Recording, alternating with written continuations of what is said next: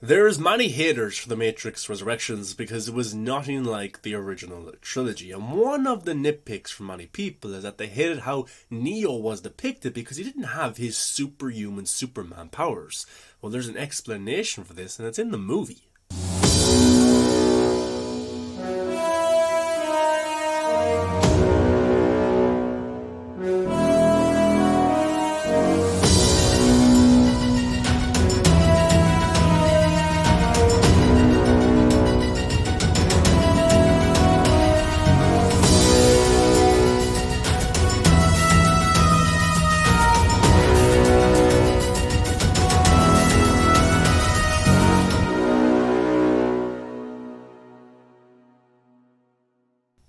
What's going on, Matrix fans? Welcome back to the channel. I'm your host, The Viking. Make sure you give it a thumbs up and subscribe to the channel for a brand new video every single day. Many people love The Matrix Resurrections and many people don't, and that's okay. Cinema can be subjective. But what I don't understand is people hating on a certain issue about a movie when it's explained in the movie. And people are like, I don't get it. Why doesn't he do this, or why doesn't he have this? With many movies out there.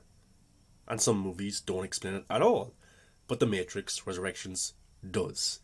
In the original trilogy, Thomas Anderson is awoken from the Matrix by Lawrence Fishburne and by Carrie-Anne Moss's characters.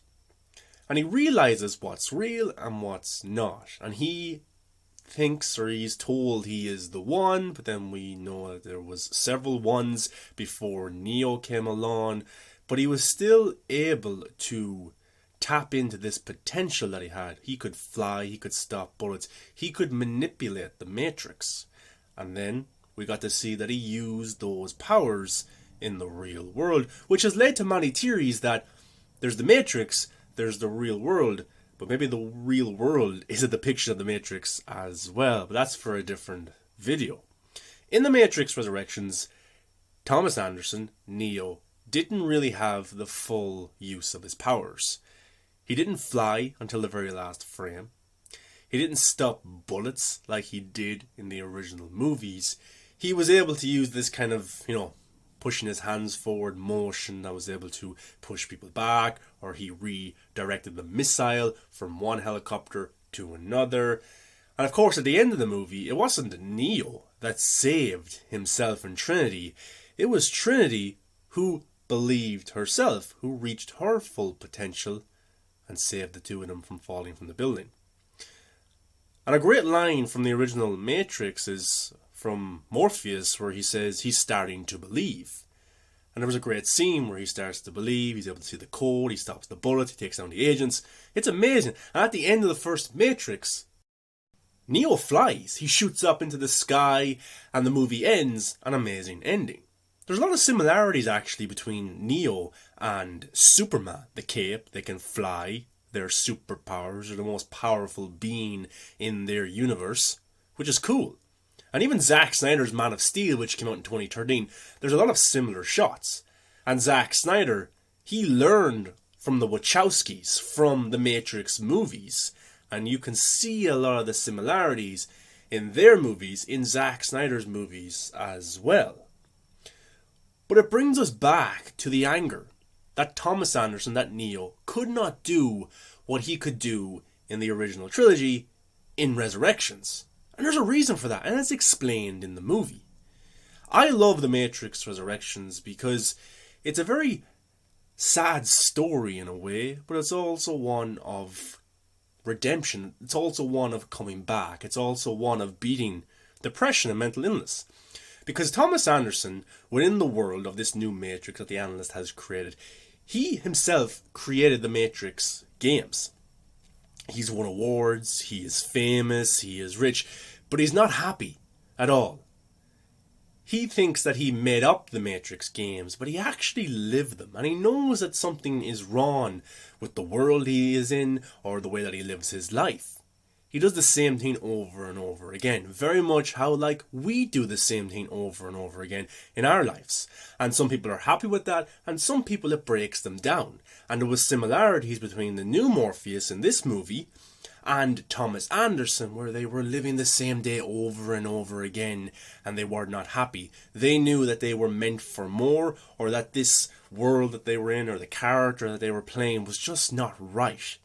And Thomas Anderson was depressed. He was mentally ill.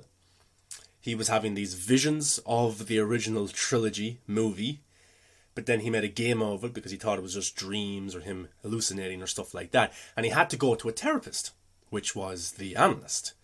And Neo, Thomas Anderson, was right all along because he was being dictated by the analyst, because the analyst was using the energy from Neo and Trinity to power this new matrix. But he needed negative energy. And the negative energy was Neo, Thomas Anderson, being depressed. So he was prescribed some pills for his depression, and it was the blue pill.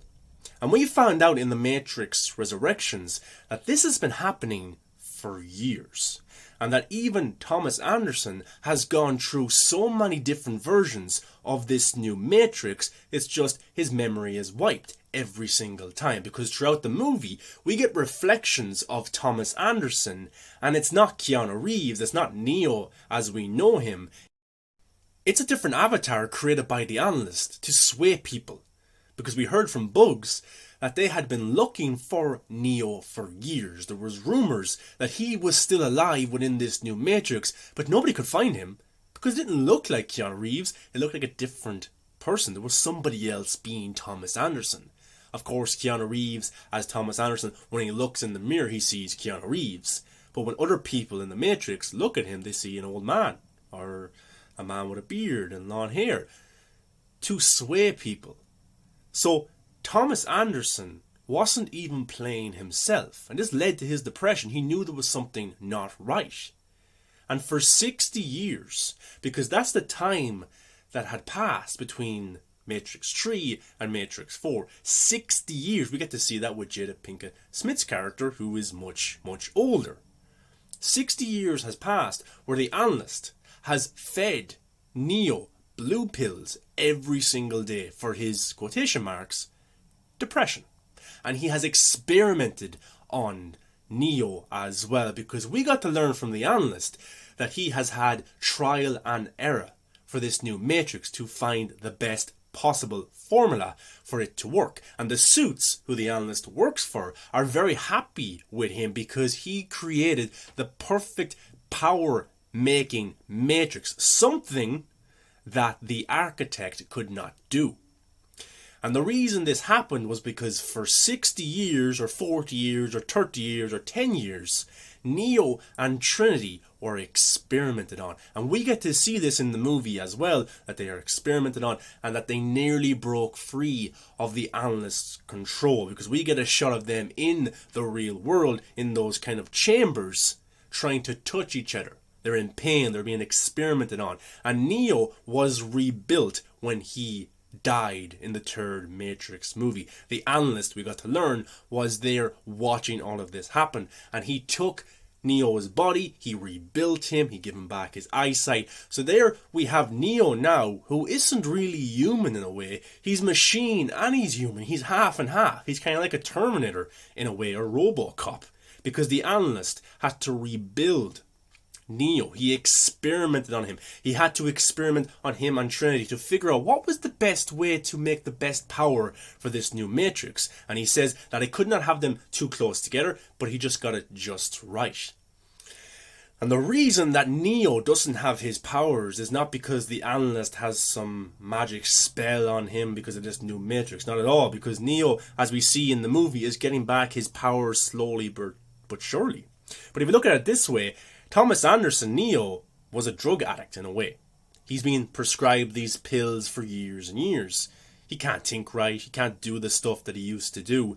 So he doesn't have his superpower of stopping all of the bullets at once. He doesn't have his superpower of flying in the air because he tried it. Because remember, they were escaping all of the swarm that was in the Matrix, and I think it was a joke from Trinity or one of the characters like, oh, can you fly? Can you get us out of here? And Keanu Reeves as Neo tried to do it, and he failed. He couldn't do it because he had been experimented on for years. He was taking drugs for years. He was depressed. He had anxiety. He just wasn't himself. He couldn't recapture his old self because, he has to rebuild himself. He has to get over this depression. He's not fully healed because he knows what's going on. He's trying to escape the analyst. Not at all. It's going to take years for him to rebuild himself back up. People who go through depression in real life have to go through this as well. They have to rebuild themselves.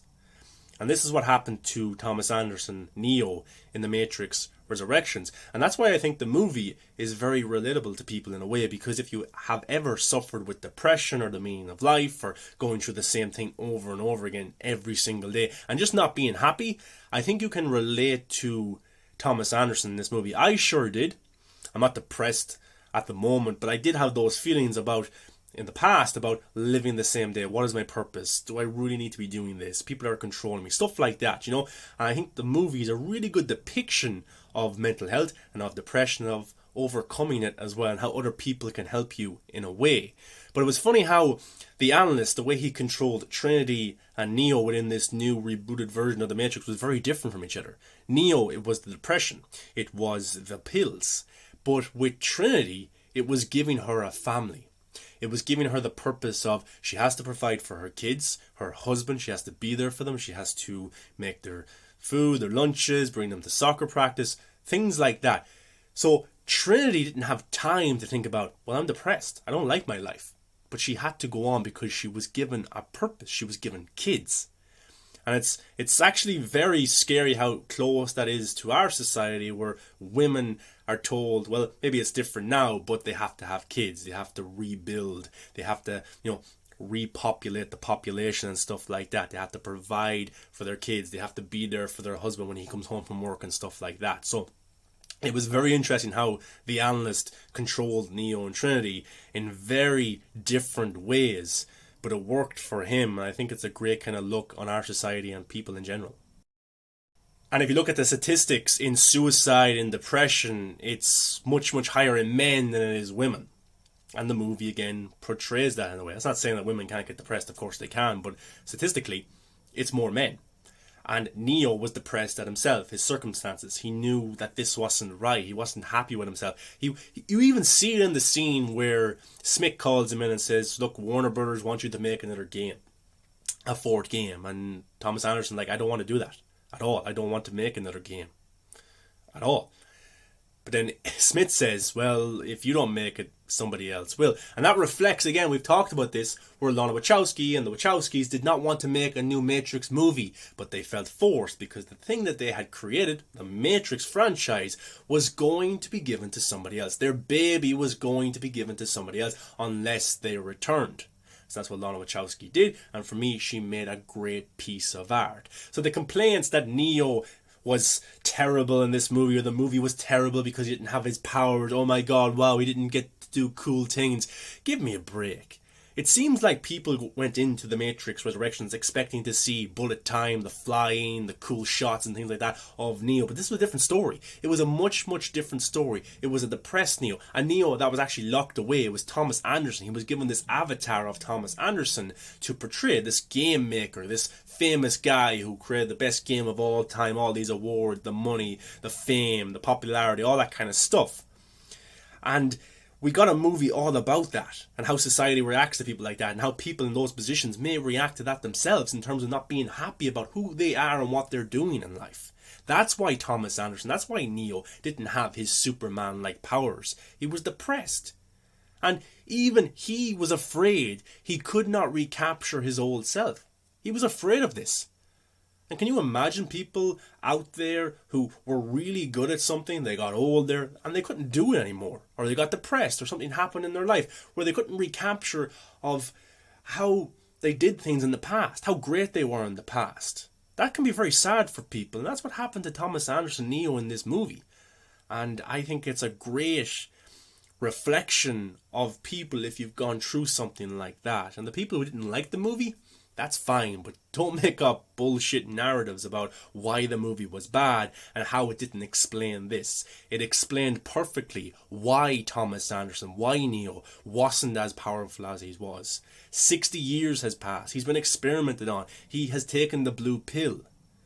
That's why he wasn't his best self. And could you blame him? The analyst manipulated him, tortured him for years for his own benefit to create this new perfect incarnation of the Matrix we see in the Matrix Resurrections. But guys, what's your thoughts on the Matrix Resurrections and its depiction of Neo, Thomas Anderson in the movie? Did I miss anything that adds to my argument, or is my argument invalid? Am I wrong? Let me know below. I'm very, very interested. What do you think of Thomas Anderson in the Matrix Resurrections? And I do think if a fifth Matrix movie was made, you would see the all-powerful Neo and the all-powerful Trinity as well. It's just in this movie, Thomas Anderson was depressed. He could not believe anymore like he did in the original movie. But who believed? Trinity believed. She believed in herself and the true love, and she wanted to save herself and Neo. And it worked out. And that's why she's the one who flew at the end. She's the one who was able to catch Neo.